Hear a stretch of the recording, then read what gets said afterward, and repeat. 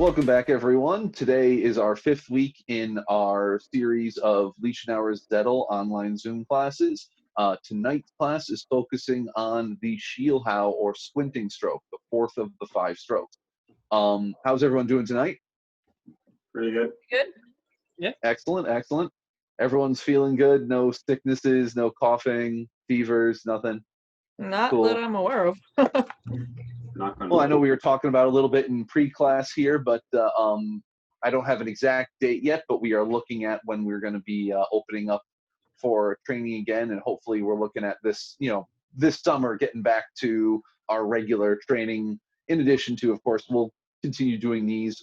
So this week we're doing the Schielhau. Next week we're going to do the Schielhau.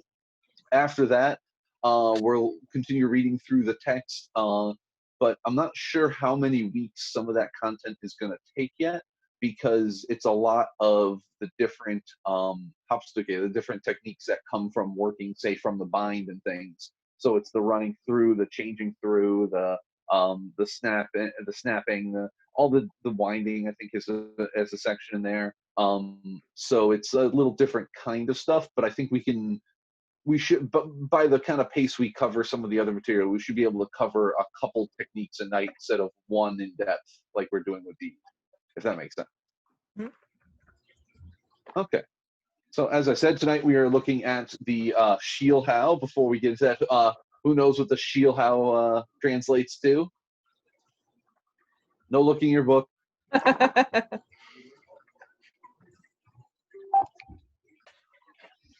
No cheating. Oh, it sounds like the word shield. I got. I believe. Oh. The Squinting Stroke? Is that this one, the Yes. Squinting Stroke? It was either that or the Scalper. Yeah, we're getting this late in the text. It narrows it down a little bit. Yes, this is the Squinting Stroke.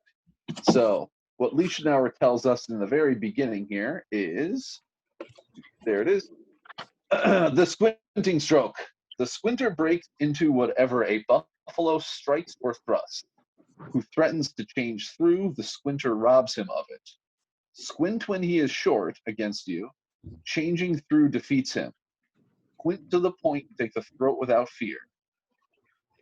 Squint to the head above if you want to damage the hands. So, from all the stuff we've done in classes and things, what kind of stands out to you? What do you recognize in that text? The buffalo. Yeah, I don't recognize it, but buffalo stands out pretty hardcore. Okay, yeah, that's definitely a big part of it. So, and I remember that you said the buffalo is basically a person that does not know how to really fight with a sword. It's more like a peasant that will be attacking you with a lot of force.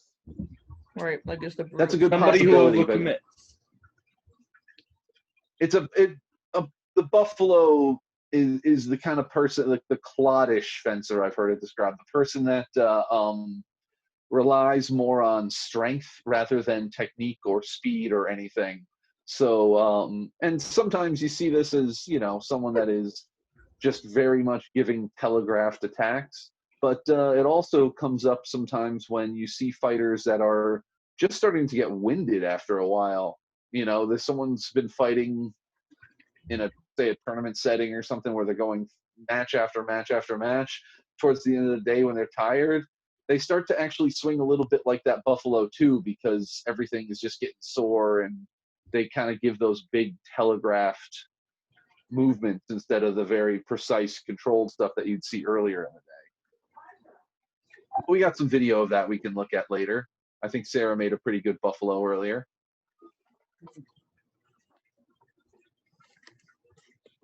So other thing that there's one quote here that I actually say a lot in class when we're training and doing some of this, which is take the throat without fear. No? Yep. Squint to the point and take the throat without fear. This is the the text telling us very explicitly that this is what's used to counter long point. So the reason being that, again, we'll look at this and we'll go into some discussion about it shortly, but the idea being that with the angle of the Schielhau, we actually are pressing our opponent's weapon aside, which gives us the safety to enter into range when our opponent's lawful. Nice. Nice hat, Luke. Yep. Looking good. There we go. All right, it's done. Nice. So Jack's going to be able to wear that soon so we can hit him in the head. Yeah, it's done now. Oh, it's all done already. Nice. Very cool. Okay, so any questions on the initial part there, just that first part of the verse? Everyone's pretty good? Okay. So now we'll jump to page 120 here, and we'll go right into what Master von Danzig has to say about this stuff. So, here begins the Schielhau or Squinting Stroke with its techniques. And then he quotes, the squinter breaks into what the buffalo strikes or thrusts. Whoever threatens to change, the squinter robs him of it. Gloss. Note, the squinter breaks the guard that is called flug, the plow, and is an exceptionally good serious stroke, for it breaks with force against strokes and thrusts, and it is done with the sword reversed. Many masters of the sword have nothing to say of the stroke. I'm going to read the next one and then we'll talk about it. Here know how one should strike the squinter. Note, when you come to him in the Zufeschen, then stand with your left foot forward and hold your sword on your right shoulder. If he strikes above to your head, then turn your sword and strike long against his stroke with the short edge, with outstretched arms above against his stroke, above over his sword to his head. If he is then clever and misses your sword with the stroke and wants to change through under, then let the point shoot in forward long from the stroke. Thus he cannot change through underneath. So this is the basic of the Schielhau. So any questions on that? So basically, okay, make sure that was unmuted. What am I saying? So basically, like the Schielhau is like kind of going into long point and then working from there, right? Sort of, except we're going to use the big thing is using that short edge. So normally with our cut, our sword is angled this way, right? Yeah. So normally we're coming in with our knuckle this way. For the Schielhau, since we're using the short edge, we can use the short edge two ways. In fact, when we look at Messer or Sword and Buckler, we use the short edge going this way. But you notice even with my sword point going in the same direction, my hand is out to the side. Schielhau turns to the inside this way. So by using this short edge here, it's the target is still hitting, the point is still hitting the target in the same spot, but my hand is shifted over to the side compared to here, straight line, there's the shield.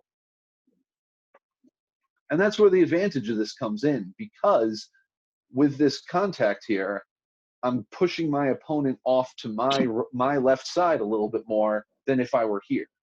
So if I come in, I've just bound regular, we're kind of in that even pressure. By rotating it over, the fight's happening a little more over to this side, and I have a little more safety to work however I need to. Yeah. Make sense? Yeah. I have a So- question about. Sorry, if you're ready. Yes. Oh, Go for it. when you go into the long point sort of stance with your short edge down, it says to come over his sword. Does that just mean your sword is like physically on top, or that you have to come down from above, higher up than regular long point? I will say that is a good question. And what it comes down to is it will depend on, I think you do end up coming a little higher with the hands than you would normally with an Oberhau, but where it binds is going to depend on where your opponent is coming from. Right. That's what If your opponent is giving that cut of the buffalo and they're coming off the shoulder or high von Tag or something, and they're really telegraphing that, then you're going to want to have the hands a little higher in the bind. If they're sitting in the guard flug and they're low down here, then you don't want to go high because they're just going to change their underneath. You want to go a little lower there. All right. And So- then So I actually had a question on this too, just because of Mm-hmm. experience with it. Would this typically be done with a retreating step? Because for this to work, from what I've played with and seen, it also requires your opponent not to have the not to understand the range properly. So when they go for that big overhanded strike, you're relying a great deal on them not being able to kind of hit you in the first place if you want to knock it aside. I think that's actually something interesting to look at, that maybe moving back with that a little bit will deflect their blade. But one of the things I like to do with this is, I mean, as much as I yell at everyone for stepping too linear, too much into the center, this one I will tend to actually step much more into my opponent than not, especially, again, if they're coming from that strike from the buffalo. The idea being that I get so close, I essentially jam the attack. If you are waiting for that powerful strike to be completed and it's all the way out here and then you try to throw your shield, there's going to be too much speed, too much power for you to stop that there. It won't work. The idea is that if the person is coming in and giving you this action here and really hamming it up, in that time that they're doing this, you get in with the short edge before they've even completed throwing that blow. Okay. I think I have, actually. When you get up to it, I have my Meyer book in my lap, and I can show you a picture of the Schielhau if I can find it, if you want. Well, while you're looking at that, let me hit this one. Share. Here's a video. This is 2 years and well, a decent amount of pounds ago. But hit the wrong button. That one. There we go. Here's Luke and I doing the Schielhau against, in this case, it's against Flug. I had this in slow motion. Boom. oh, all right. And again, this video was a few years ago. He's trying to do the change through. We'll get into that later. But I believe I have him with the buffalo. There it is. That big overcommitted strike. Boom. But look how high my hands end up being when I do this. It's almost ox. Yeah. As compared to when I did it here, where his sword was low, my hands ended up fairly low. When his sword is high, my hands end up kind of high. So that's going to vary. The only thing that this is going to have in common is the fact that you're using the short edge instead of the long edge. Because that's how you get this deflection down. If you can see this here. Okay, so watch Luke's blade as it comes in. You'll notice basically once I make contact with it, it pushes his sword, it redirects his sword straight down into the ground. If I hit play.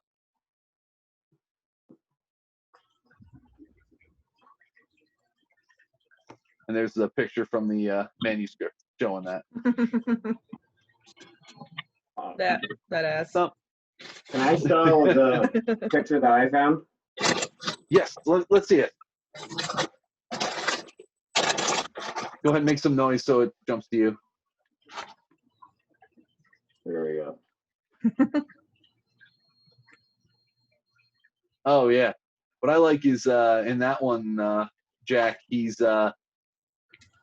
his opponent there looks so sad. Yeah. Got a sword in his nose.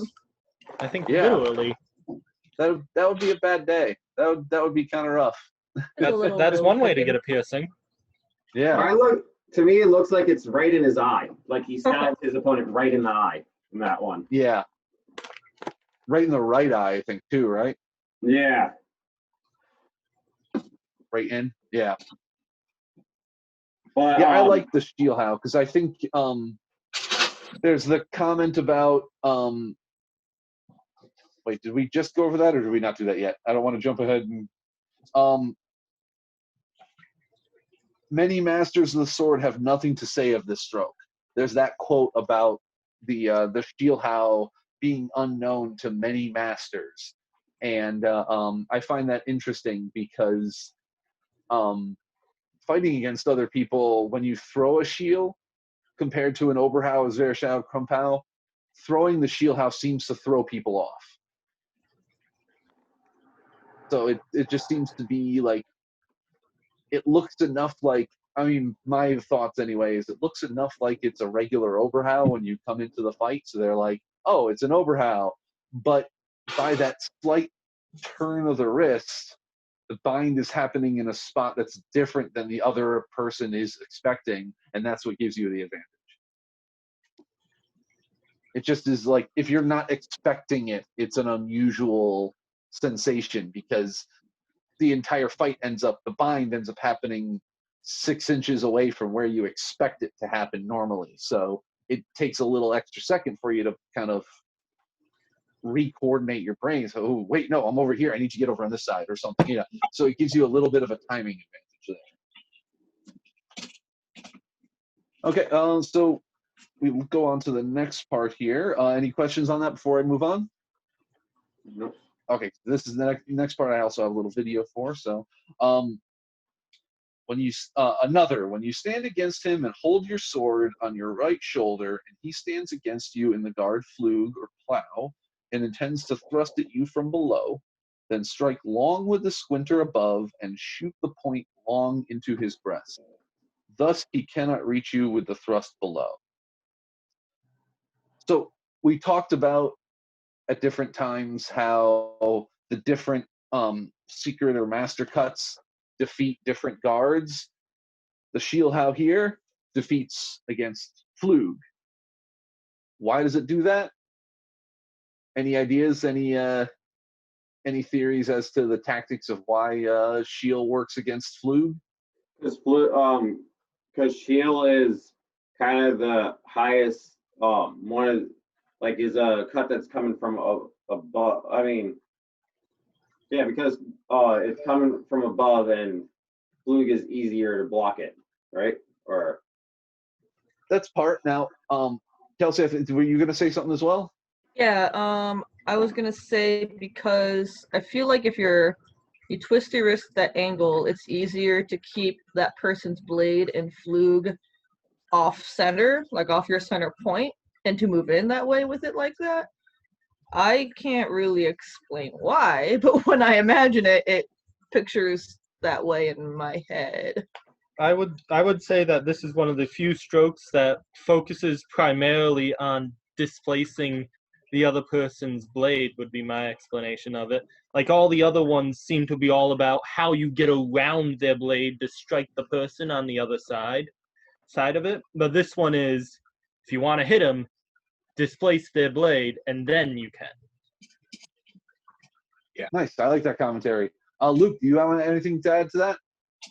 No, what I was gonna say was very similar to Trevor's, where with the shield you're just coming in and you're taking them, you're knocking them out of the center, and that's why it works against flug, which is pretty much what Trevor just said. So Yeah, definitely. Everyone's on the same page. So yeah. I mean, just because I think the shield and the crump are sort of related in that Ox and flug are related guards because they're both those positions of defense while threatening with the point. And Schielhau and Krumpau give you a good contrast of strategy of how to deal with that. So with our Krumpau, like we talked about a few weeks ago, the idea is that we are physically moving ourselves out of line. Our opponent has that thrust coming at us. We're worried about that point, so we can't just straight and enter safely. So we move to the side and strike in crooked. The same kind of thing, but just different, different tactics. If our opponent's in Flug, they have that same defensive position, and their point is at us. So we could maybe try stepping to the side, but instead what we're doing is we're displacing their sword. In contrast to physically moving ourselves out of the way, we're physically moving their sword out of the way and then taking over that spot.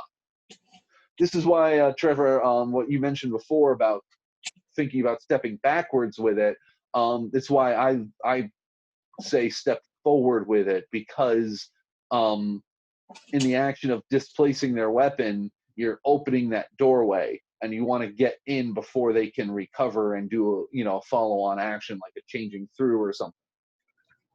Make sense? Mm-hmm. Yeah. So, like I said, this works really well against Flug, and as in the past, had the great pleasure of smacking Sarah. And let's take a look at the Schielhau against Flug here. Is that going full screen? Yep. Boom. So here it is in the slow-mo. She is, in this case, in right Flug. I'm in Von Tag, on the shoulder, like the text says. I step in, throw my cut with my short edge, and walk the point in. Now, I will say that varies slightly from the text, because the text tells us specifically to thrust to the chest. I'm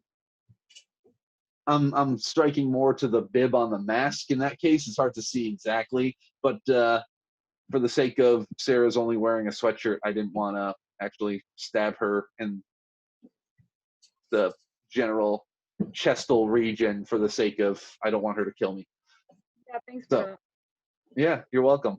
So once again, her points online. I am clearly going to be worried about the fact that her weapon is right here.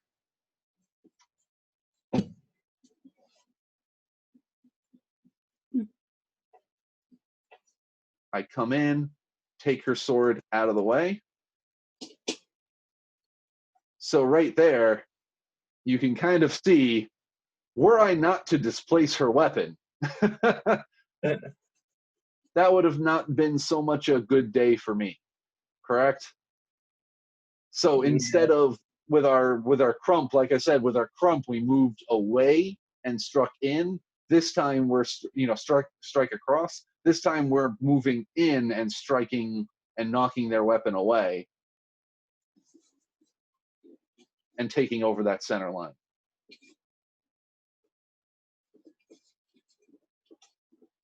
I like using this against Flug, definitely. Okay, so any questions on that before I move on to the next section here? Okay, so next bit, that was the piece another here. We're on page 120 of In St. George's Name for anybody that's tuning in later or anything. This is the text and gloss of a lesson with the Schielhau. Squint if he is short against you, changing through will defeat him. Gloss. Note this lesson. When you come to him in the Zufechten, then you should glance with your eye to see if he is fighting short against you. You will do this by recognizing that he has not fully extended his arms as he strikes to you, then his sword is shortened. Or if you lie before him in the guard Alber, or the fool, and he falls on it with his sword crooked, then his sword is again shortened. Or if he's excuse me, or if he positions himself in the guard ox or the guard Flug, then his sword is again shortened. Also know that all windings of the sword are short before the opponent and shortens one's sword. So against a combatant who is using the windings, change through freely from the striking and thrusting and shoot the longinort, long point, to his next opening. You will thereby force him to parry. Thus, you come to your true work. So, that's quite a bit of stuff here, but I know a lot of that's tactics. What are people's impressions of that bit? So, go ahead. You can go, Kelsey. It's fine. Oh, okay. Trevor and I met up with Allie and Owen at the field that we usually go to go over some of this stuff with them because they don't have the space really to do it. And I think Trevor defined it properly, but we were still unsure about it. Let's see, what was the word? If them being, when it says that your opponent is shortened, that just means that their arms are bent and they're not fully extended? Because playing with it, looking at it, Flug, my elbows are bent and close to my side. Ox, elbow still are bent. All but, they're not entirely bent, but they're down in front of me, so definitely more out of the way. We were just unsure about what his being shortened referred to in general, I guess. No, I think you're just about on track. Before I go on and say anything, Jack, what were you going to say with this? Then I took that word. Then I took what they were saying about shortened, short against you, then in a different context because I thought they were meaning by the height wise of them. Well, tactically, I think that there might be some validity to that in that anyone fighting against Jack's long arms is going to be fighting slightly shortened compared. So more than slightly. Yeah. But this is not calling out so much a specific technique like when he does this, do this. This is talking about basically highlighting the fact that the Schielhau works well when our opponent fights, like they said, shortened, which is like Trevor, you were kind of deriving from that it's all the idea that they aren't fully extending or committing to some of these things. It's not uncommon, especially in less trained fighters, that you'll see one of the two extremes a lot of times. If someone that doesn't have a lot of has very minimal training maybe and is fighting with something like a longsword, they'll either extend way out and think my opponent's over there, so I want to get as much reach as I can because I don't want to get near them. Or other people will come and keep their weapon as tight in as they can. Think, I don't know exactly what it, I have more of the get away, but they want to almost like they're holding on to like, this is mine, I want to keep this over here, and they don't, maybe they're a little nervous and cagey about extending out too far and worried about missing or something like that, so everything is tight in towards the body. And like you said, you can notice that by looking at, you picked up on like if they're in Flug, the way their arms are going to be kind of bent. No one's in Flug out here, they're back here, and you have that 90-degree-ish curve on the arm. So that's just kind of a way to spot someone that is playing a little more close to the body.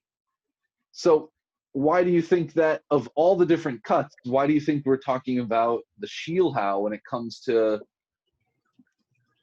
somebody fighting shortened like this?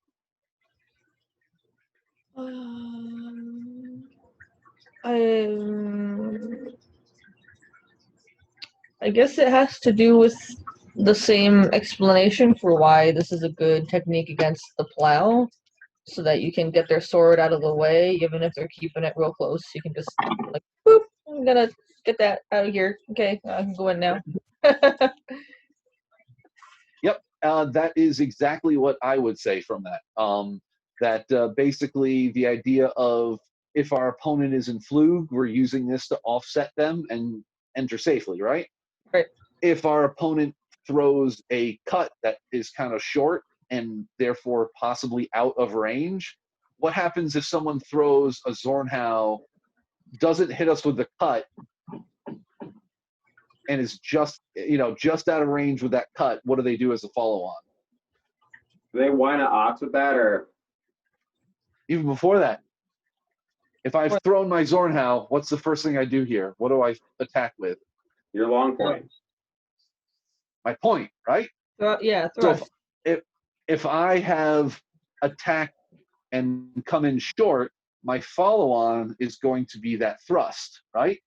Right. Whether I meant to or not. Now, honestly, I'm going to give away some of my secrets. Sometimes I intentionally fight short myself. Okay. So this is, I almost don't want to teach you this part. This is bad. You're going to use this against me. A lot of times I'll use fighting short against a lot of people, partly because I don't have as much advantage loss with that because I have longer arms. But what I'm doing is I'm coming into essentially a Zornhau here with my hands in tight against my body, tactically, because coming in fast here makes you guys do something. If we're both waiting on guard, we're both standing in Vantag, we're both however we're standing, whatever guard we're in, we're approaching each other in the fight. We're in that Zufechten range. We're just at that point where with a step we can hit each other. I'm not sure what you're going to do. So what I want to do is I want you to play my game, not play yours. So I will throw a shortcut here and just come into essentially long point. And generally you guys will do something, whether it's backpedal and just a retreat, or throw an overhow, or throw something to counter, whatever it is, you're going to do something because I've attacked you. If you didn't do anything at all, if you just were like, oh, he's out of range, something, thrust, right? So if I'm doing this and I'm coming here short, what am I ending in? Long point. Long point, right? And what's the, I mean, spoiler alert for what one of the next sections in here, what breaks long point? Squinter. The Squinter, right? So if your opponent, whether it's because they don't know any better or because they're trying to just play cagey, is keeping this tight against their body, there's a good chance that whether it's long point, flug on either side, or ox, in any of those 5 guard positions here, the point is going to be more or less in the center line and a threat. And the Schielhau takes them offline. So this is just a very safe way to engage their blade and clear them offline. Again, this is an interesting tactical discussion because there seems to be a mix in all these different commentaries. There's always a piece at the beginning that, see, like the kind of pattern to the curriculum of this in the beginning is, here's how to physically do it. Step with, lead with your left foot, start in this guard, strike with the short edge, step with the right, whatever, right? And some of the basics, okay, here, use it against this type of attack, use it against this type of guard. Then there seems to be, like, in terms of the teaching pattern of it, a little bit of talk on tactics like this. Okay, so your opponent's fighting short, this is the thing to use against it because, they're going to have their sword against their body and their points online. So, and then after that, we look at a little more specifics of some counters and things like that. So some of this, like I said, is there's some details to some of this stuff that we don't always have the time to sit down and focus on when we're doing regular class training because we want to be hitting each other and getting sweaty and working hard. We don't want to stop and talk. But when we really nitpick and go through the individual lines of the text and focus on this, you can really start to kind of see the mindset of some of these old masters and the how and why of why they teach things a lot of times in a specific certain order. I know we were talking about after we finish up doing this for future videos, we were talking about maybe doing not a weekly but like a once a month, once every couple months kind of deal where we look at a section of a different manuscript or like a specific thing like a small dagger treatise or messer or something like this, looking at another a shorter context, one night talk kind of thing. And I think the same kind of thing will apply. We'll look at some of these different ones, like for example, if we look at some of the stuff in like Gladiatoria, one of my favorite manuscripts when it comes to just beautiful illustrations and techniques with armored fighting, the way that it shows a judicial duel, and it starts off showing both opponents holding spears with long swords on their belt and daggers on their belt. Then as the different techniques go through, one man is holding a spear and the other one is now holding a sword, and his spear is discarded. Then both people are holding swords, and then eventually I think there's even a play where one of them has a dagger and one of them has their sword still, and then it's both people having daggers, and then it's some ground fighting. So while it's not a comic book illustration of exactly how a fight will take place from panel to panel to panel, you can see the logic behind the order that these things were taught in, because it's like, here's the stuff that happens at the beginning of the fight, here's a transition technique that goes to the next phase, here's the next phase of the fight, here's a transition, here's the next phase, and it has some logic behind it. Again, other than Ott the wrestling master seems to just go, oh yeah, and there was this other technique. Oh yeah, and there's this other really cool technique. But all the other ones were a little more sane when it came to writing their curriculums out. Before we move forward, I just have a question about the Schielhau. Are you, when you started on your shoulders, do you have the blade flat on your shoulders, or do you have this as Vom Tag? So you're asking, do I have the short edge on my shoulder? Yeah, or do you have it like normal? Yeah, or do you have it flat on your shoulder? Or do I have it flat like I'm doing my like if I'm gonna prime for a Zverch? Yeah. That is a good question, Jack. That is not something that is anywhere really explicit in the text, but because of the nature of that strike with the Schielhau being with the short edge, it's very natural to have that thumb on the blade, which is in this position. The answer I can say to which version I use is yes. I'll do both. There are times when I'm going to be in regular, just classic Vom Tag, and I see my opponent give me that, maybe I'm fighting Lightsaber Rob, and as we're kind of coming into range, I'm already in Vom Tag, and he just goes into Flug. So as soon as I see him go to Flug, I'm going to just come in with that short edge as soon as I see that transition there. Other times, whether I was thinking about throwing a Zverch or not, I'll come into Vom Tag on the flat with my thumb already primed on the blade here. And in fact, I believe I did this to Luke yesterday when we were doing a little sparring. I had this here. Now, as Luke's trained with me, with us, he expects that if I'm in this position, I'm going to throw my regular Zverchau. So as soon as he sees that, he gives me that really hard defensive strike against it, which is not that dissimilar from a buffalo, but instead of my blade being here, my blade's here. So it changes up the dynamic for him a little bit.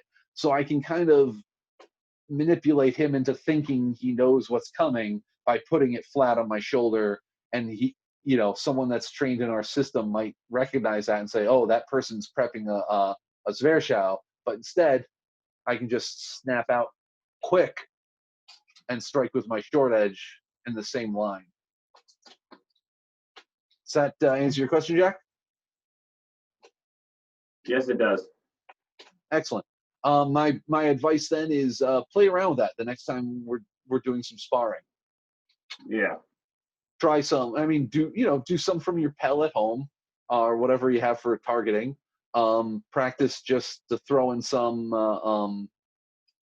Schielhau from flat on the shoulder or long edge out on the shoulder. Just practice both. See how it feels comfortable for you. But then next time we're doing some sparring, try out the different variants and see what you like, see how it plays. You know what I mean? Yeah, That's the time beautiful tomorrow. thing. I was thinking that I might practice some Schielhau tomorrow. Excellent. Well, good time for it. While it's fresh in your mind. Yeah. Definitely. Okay. Any questions on that bit about some of the tactics, fighting short, everything? Okay. So, next bit here. Moving on to page 121. This is the text and gloss of how one breaks the long point with the squinter. End quote. Squint to the point and take the throat without fear. Again, this is one I know Trevor mentioned. This is one of my favorites. I say that a lot. It's always stuck in my mind. Note, when you come to him in the Zufeschen and he stands against you and holds the long point at your face or chest, then hold your sword on your right shoulder. Squint with your eyes at his point and act as if you intend to strike to it. And strike strongly with the squinter with the short edge on his sword. Shoot the point long to his throat with a step forward of your right foot. So, comments? It seems pretty straightforward for the most part. Yes. Yeah, The same kind of. out of everything we've probably read so far, this one seems most like a if he's doing this, you do this type of situation. Like if he's in long point, you want to do it. There's no real interpretation needed. And one thing that I think is. What are you saying, Chris? No, you go ahead. I'll let you guys talk first because I'll go on for a while. I was saying that where it says squint with your eye, I was thinking kind of like not really a sniper, but like someone that's looking to take the right shot. That's basically what it's kind of saying is squint and try to take the right shot at his sword to get his sword out of the way. I saw it more as like squint as if you're focusing on his sword to make him think that that's what you're gonna do, because instead you're actually gonna thrust toward his body, so you're kind of like fake out, I guess. Yeah, a little bit with your eyes, if they are looking at your eyes, I guess. They might not And be. I think there's a little bit of both in that. There's some as we've talked about with some of the other things before, if you want to really push them aside and clear their weapon out of the way, then you want to take that hit on the weak of their sword out towards the point. The further out that way, just like when we do the winding, the further out on their blade that you are, the more control, the more deflection you have in the action. So coming in with the Schielhau, with the short edge, if you hit the middle or strong of their blade, you're not going to get as much of a displacement out of it. But the further out on their blade that you hit, the more you're going to really take them offline. I got the little video of this again with Sarah, and we use synthetic, unfortunately, not steel, because I think it plays a little differently. But when done nicely, where your short edge meets their short edge, because they're here in long point, your opponent's sword, when done cleanly, shouldn't be flopped to the side this way. It should snap down, which is where that jarring kind of feeling in their wrist on their end that sets them off. Because if you just hit to the side, their wrist naturally wants to rotate this way anyway. It's that pop there that strains in this. That's where you have a little more control, a little more of the displacement. I know there's been other people that have talked about, not just in class and things, I mean online over the years and everything, the whole thing of like literally squinting with your eyes to the point, talking about this, focusing I personally feel like they focus too much on the idea of looking at this as a not exactly a feint, but a little more like you're trying to. I think there is obviously you do want to look at the point of their sword, but I don't think you're trying to like really exaggerate. Like, oh, I'm looking over here. You gotta look at this. Like it's a little less clownish than that. Because again, if you're fighting completely like with nothing on, maybe, but this is an armored fighting art, and you're not looking at where someone's looking when they're wearing a helmet, or you're wearing a helmet. There's no sense of fuel into that. There's no. It stands out to me as it's such an outlier in our system that otherwise uses basically so much of our system doesn't rely on our eyes. It relies on our sense of feeling and pressure in the crossings of the sword or the grips of the body or anything like that. To have this sudden idea that we're going to focus on where the person's looking, it seems like a jump to me. That So I mean, so I had a I'm not thought saying real I'm quick right. about that. I had a Yes. thought about what they could have meant by squint towards your opponent's blade and all that. Squint to the point. So presumably, when your opponent is in long point, they might be moving it around a little bit. I know you personally, Chris, love ducking it back and forth while keeping it on target, just moving the point. And presumably, you both are circling each other and doing whatever. So squint to the point could just simply mean make sure you can hit. Make sure that it's in range of you and that you can hit your target to be able to do it. I say I really like the way that you're saying that. I hadn't ever phrased it exactly like that before, but yes, I think it's less about squinting. It's not about squinting to try to make like some kind of fake cheesy like, oh, I'm looking over here move, and more about pay freaking attention to where his sword is. Make sure you look over and make sure his sword is actually there, because like you're saying, that the changing through actions and long point are very simple, just very quick, subtle actions here makes a big difference, right? So I think I think that makes a lot of sense. The idea of squinting to the point is look at the damn point of his sword before you try to commit and enter into this fight, because otherwise he's gonna change through and jack you in the face. Which you have done to me. I've done it to almost everybody in this chat right now. No, I was just saying to somebody this weekend the fact that I have a sort of an unfair advantage. Now you guys get a lot more time in class to practice than I do. I do for every 3 reps I do as the instructor demonstrating, you guys get to do like 100. But the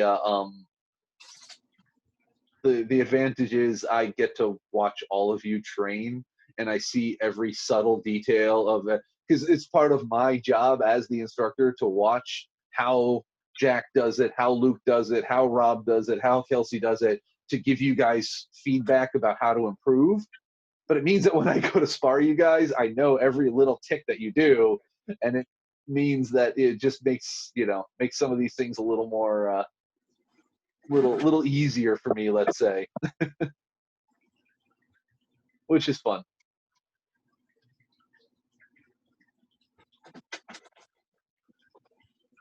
Oh,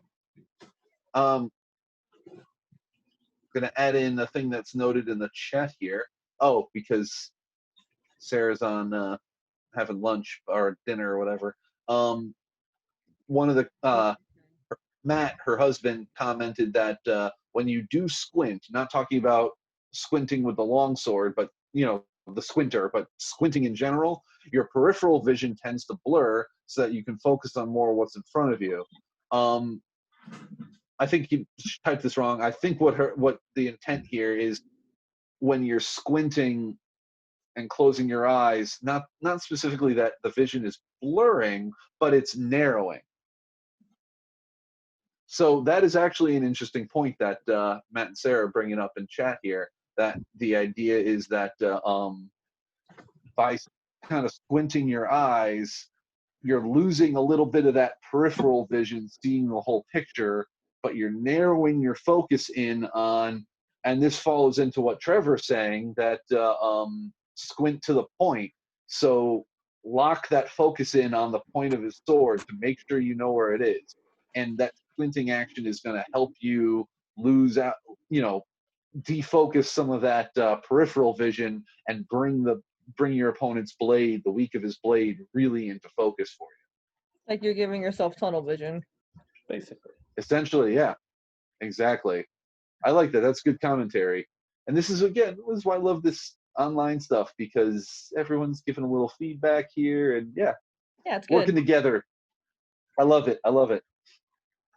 Okay. Before we move on, let's look at me taking the throat without fear on Sarah. Actually, I think we have her doing the buffalo first, but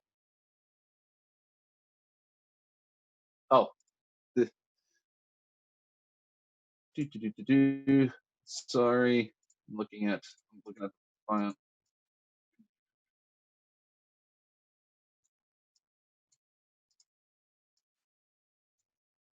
Okay, let me hit. Here's the video.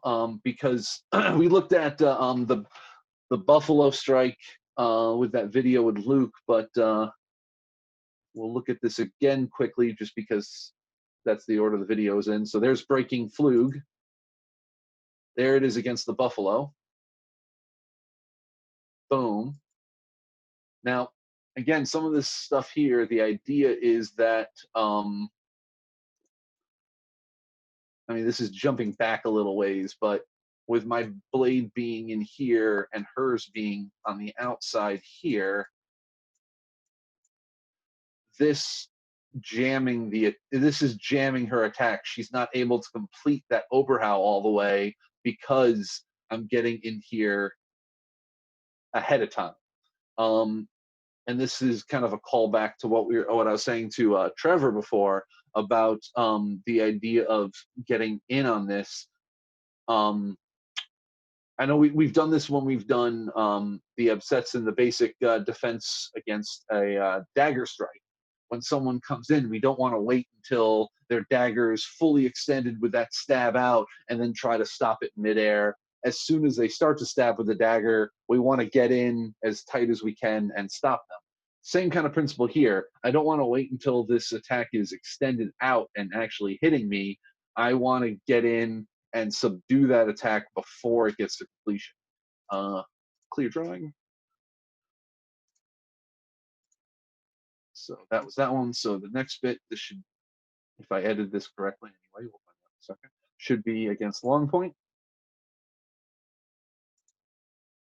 Oh, no, that was against the change through. Sorry, I put this stuff out of order. It was a long weekend. So there it is against the change through. As it said in the text, if he attempts to change through, this robs him of it. There's an example of that, which means this should be, that's fine. Yep, there's long point. So I'm in Von Tog. My opponent is standing here in long point. I am obviously very worried about the fact that I can't simply step in. And if I try to do any major action out here, it would be very easy for her to just simply change through underneath. So I need to do something to make sure that I'm safe from there. So what I do is I look at the point and then get the throat. So here, I'm sorry. That was I expect better of me. That's actually very much in the middle of her blade, but still, I get that there's that deflection there. And then as I get that deflection and I'm safe from her sword, now she's way off to the side. Now I can get that taking the throat. And I'm keeping my hands in that same position too. So my short edge is still down. I'm not turning over as I come in. I'm keeping my blade on the side. just in case, if if you can see here, my long edge, my true edge is up, my short edge is down, my thumb is on the blade. If I thrust in at my opponent's face here, whether I missed, whether I maybe I just somehow missed all the important arteries and they didn't actually die, and I just thrust them in the throat and it just kind of went out the other side. If she decided that she was going to flail up with that sword of hers, I'm in a very strong position here to just simply drop my blade down a bit and defend in flug, or move up into ox or whatever, but I have my hands in a position that will easily defend my left openings, whether high or low. Make sense?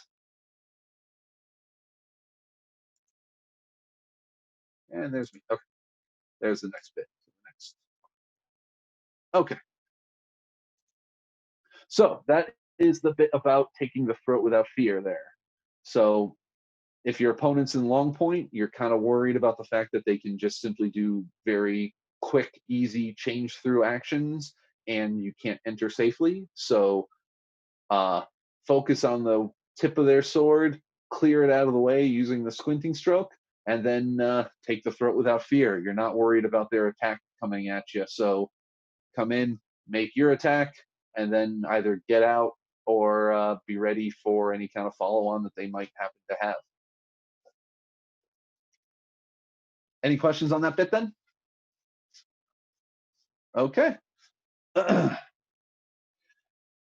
This is the text and gloss of another technique with the squinter. So creative in their titles. Squint to the top of the head if you want to damage the hands. Note this is another counter. When he stands against you in the long point, then squint with your face to his head and act as if you intend to strike there, and strike with the squinting stroke with the point to the hands. So any commentary on that?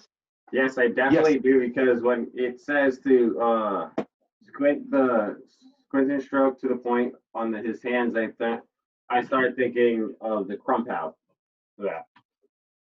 Because the crump out is another cut that goes to the hands. Yeah, it's very similar. In fact, the physical action of it kind of reminds me of a left crump, the uncurling version of it, because you're hitting with the short edge. As we're doing this, I think that this commentary on it is slightly different than some of the stuff I've looked at before. So I want to see. This is a beautiful thing about the Liechtenauer website, is I can pull all this stuff up instantly and find ring X. Play Take the fear.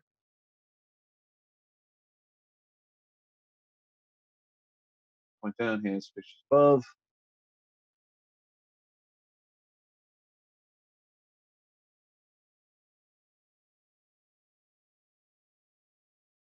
Oh, see, this is interesting. So I've always looked at it as the idea is a follow-on, especially with von Danzig. He says when he stands against you in the long point, then squint with your face to the head and act as if you intend to strike there, and strike with the point to the hands. So von Danzig is making the comment that your opponent is beginning in long points or using the Schielhau. My follow through with this is relating it personally has always been tying this to the previous technique. So the idea being that when I've gone in, my opponent's in long point, I've used the Schielhau, and I've threatened them, whether it's their neck, their face, whatever. I've threatened with them with a cut from my Schielhau, so they're worried about that. In that moment, I take advantage and take the hands, and I'll show, because I know that is the next part of this video here. Boom. Oh, I added the extra a little bit. Fun. So My opponent is in long point. I can't just simply enter, so I use my Schielhau to displace her sword. And here she starts to move out of the way, so I can't get to the face or throat like I wanted to.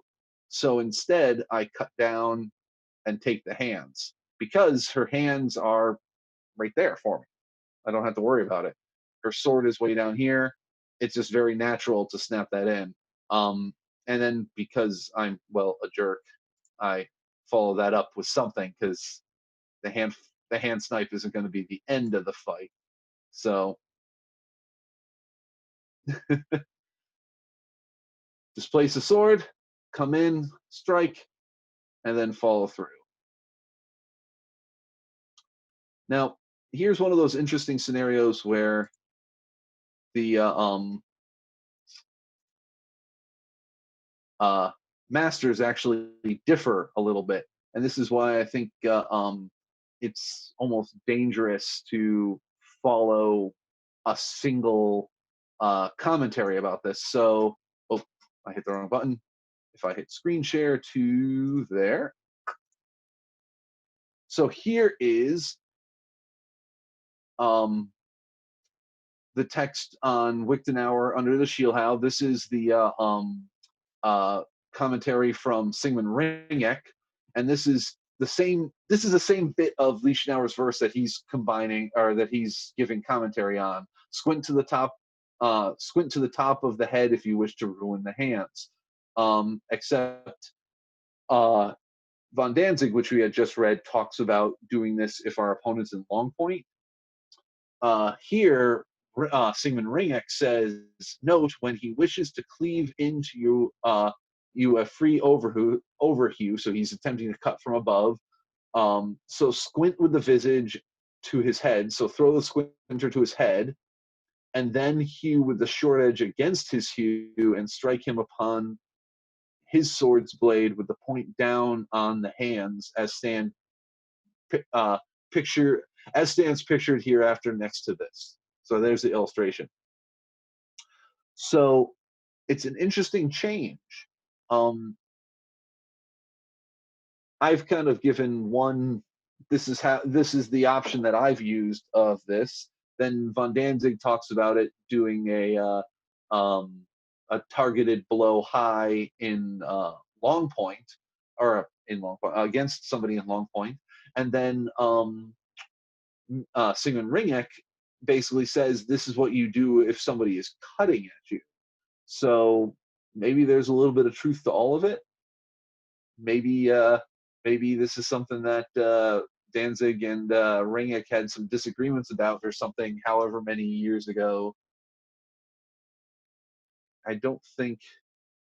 Now I'm curious. Faulkner. Here, Faulkner doesn't say anything. Ausberg, I haven't really looked at his much.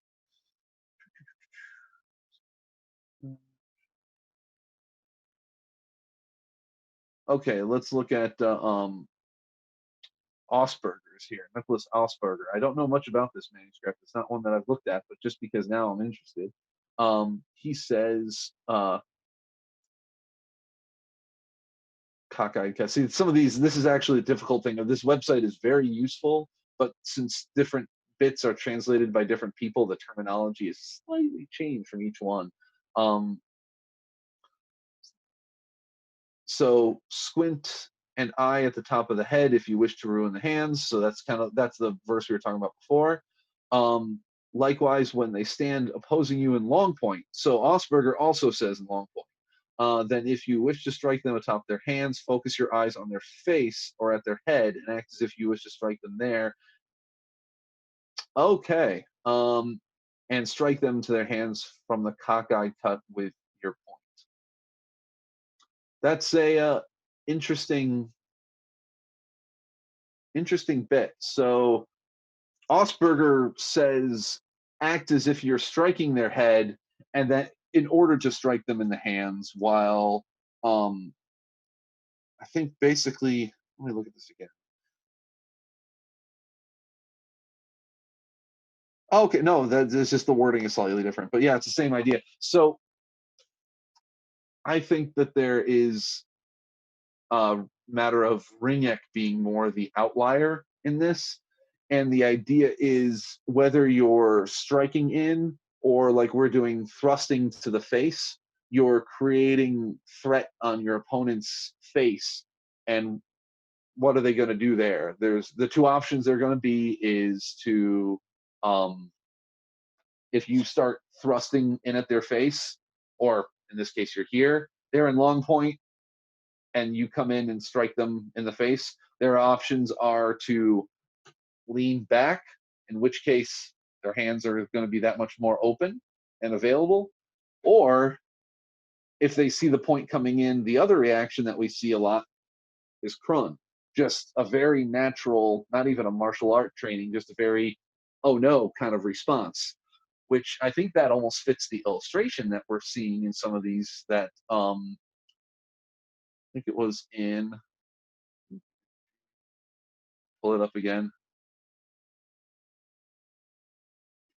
Not that one.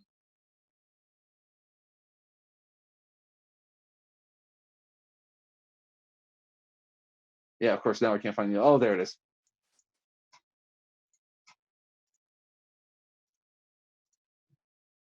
This illustration for that text from Ringek, again, Ringek is talking about it coming from someone striking a blow, but the other texts we're looking at here talk about it being against somebody in long point. But what I think is kind of interesting now is in terms of techniques, if I've gone in and tried to thrust at my opponent's face, the thing that one solid possibility is he's going to simply raise his hands in order to defend himself. Obviously, he doesn't want to get hit in the face, in which case he will look sort of like this guy in the picture here, whether the sword is pointed this far out or not. He's going to reach his sword kind of up. His hands are going to be high. I mean, here his cross guard is at like brow line, in which case here Ringek is illustrating this more like a change through that is leading. So he's disengaging, and then it almost looks like Ringek is turning this into a pressing on the hands, not so much a strike like in the video that I shared before. Not a popping, a hand sniping type action, but this is leading into more of a hand pressing. So I know some of this is kind of on the fly comparisons here that I hadn't really looked at before, but it's interesting. Now I need to borrow one of you to hit. Any comments on that? I see the nod it. Trevor's not it. Okay.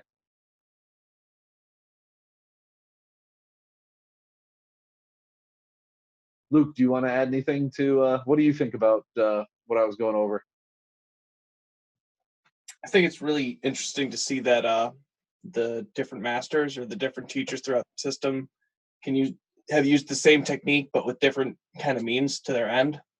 They're using the same technique to get there but a different way, which is kind of cool to see it used or written down in a way that's would be, I don't know, unorthodox to some of the other masters. So I think that is a pretty cool comparison. I think it's almost interesting too, because I mean, look at modern HEMA training and how much forum discussion is arguing about some of the meaning of some of these different texts. And this is what the Crumpau is, this is what the Schielhau is, this is what the Zerschau is, and everyone is arguing about it as if there's the one true and right way to do anything. And yet here we're looking at manuscripts from about the same time period. I'm not sure about Ausberger. I'm not sure about that one as much. Like I said, I haven't looked at, but that's 3 different manuscripts we're looking at, and they all have slightly different commentary about what that technique is. So even 400, 500 years ago, they weren't 100% all on the same page about the exact ways that some of these things were to be used.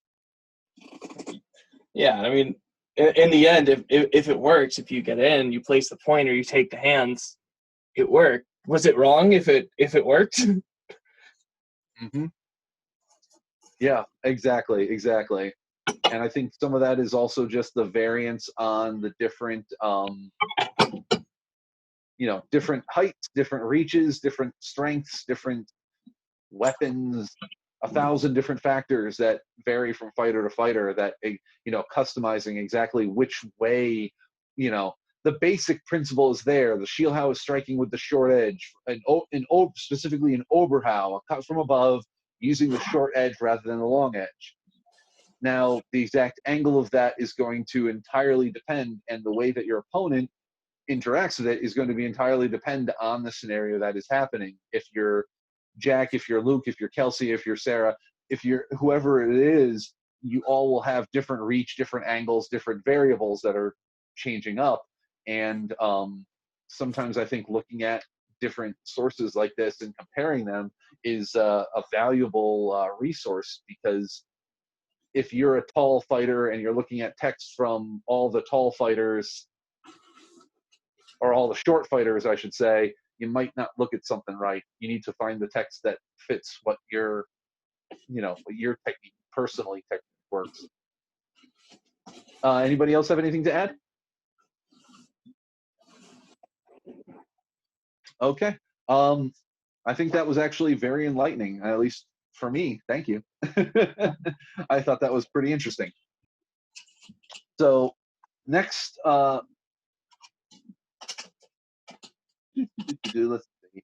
How are we going to break this up? Next week, we are going to look at the Schielhau, or scalping stroke, and we are going to continue on the Schielhau in through the Bier Versetzen.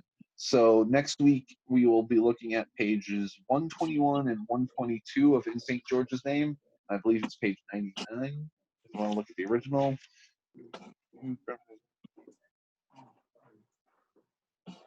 Page 99 and the very top of 100.